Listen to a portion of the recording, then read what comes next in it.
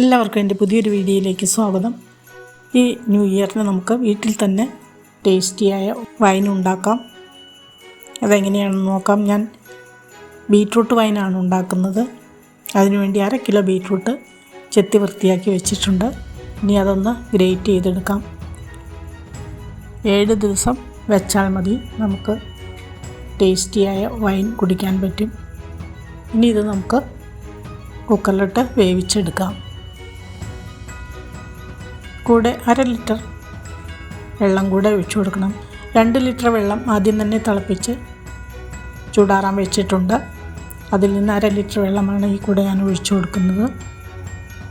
കൂടെ കുറച്ച് ഇൻഗ്രീഡിയൻസും കൂടെ വേണം. 1 കഷ്ണം ഇഞ്ചി ചതച്ചത്, 1 കഷ്ണം പട്ട, 2 ഏലക്ക, 3 ഗ്രാമ്പൂ, 1 ടീസ്പൂൺ ലൈം ജ്യൂസ്. ഇതെല്ലാം കൂടെ ഒഴിച്ച് തിളപ്പിച്ചാറിയ 1/2 ലിറ്റർ വെള്ളവും കൂടെ ഒഴിച്ച് വേവിച്ചെടുക്കാം. 1 സ്റ്റീം കേട്ടാൽ മതി. ബീറ്റ്റൂട്ട് എന്തായെന്ന് നോക്കാം. നന്നായി വെന്ത് വന്നിട്ടുണ്ട്. വെള്ളം ഓൾറെഡി തിളപ്പിച്ച് വെച്ചിട്ടുണ്ട്. വൈന് വേണ്ടി ഉപയോഗിക്കുന്ന പാത്രങ്ങളെല്ലാം നന്നായി കഴുകി വെയിലത്ത് വെച്ച് ഉണക്കിയെടുക്കണം.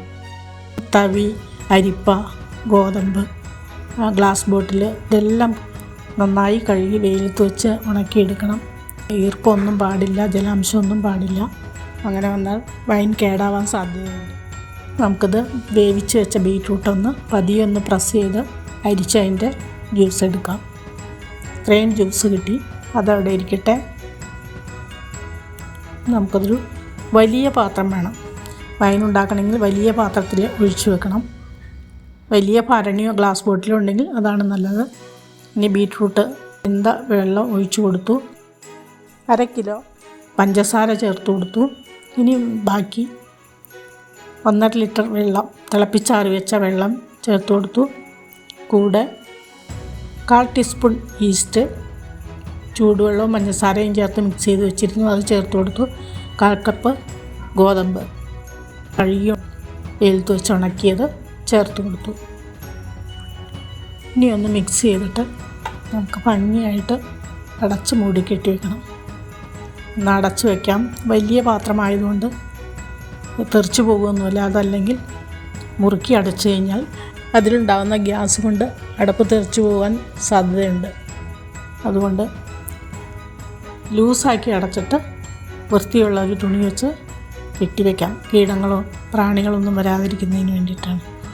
അധികം ലൈറ്റില്ലാത്ത സ്ഥലത്ത് നോക്കി വെക്കണം. ഞാനിതിവിടെ ഇരുട്ടുള്ള കബോർഡിലാണ് വയ്ക്കുന്നത്. പിറ്റേ ദിവസം വൈകുന്നേരമായി തുറന്നു നോക്കാം. ഫെർമെൻ്റായി തുടങ്ങി. 1 മിനിറ്റ് ഒന്ന് ഇളക്കി വെക്കാം. ഡെയിലി ഇതുപോലെ ഇളക്കി വെക്കണം. വീണ്ടും ഇതുപോലെ തന്നെ കെട്ടിവെച്ച് കബോർഡിൽ വെക്കാം.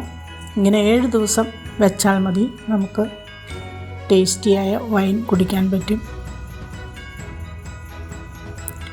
വീണ്ടും 7 ദിവസം കഴിഞ്ഞു തുറന്ന് നോക്കാം. ഫെർമെൻ്റ് ആയിട്ടുണ്ട്. വൈനിൻ്റെ നല്ല സ്മെല്ല് വരുന്നുണ്ട്. ഇനി നമുക്ക് കഴുകി ഉണങ്ങിയ ഗ്ലാസ് ബോട്ടിലേക്ക് അരിച്ചെടുത്ത് വെക്കാം. ഗ്ലാസ് ബോട്ടിലേക്ക് 2-3 ബോട്ടിലാക്കിയിട്ടാണ് ഞാൻ വെക്കുന്നത്. ഡെയിലി 30 മില്ലിയോ കുടിക്കുകയാണെങ്കിൽ നല്ലൊരു ടേസ്റ്റും സ്കിന്നിനും നല്ലതാണ്. നല്ലൊരു കളറും വയ്ക്കും സ്കിന്നിന്.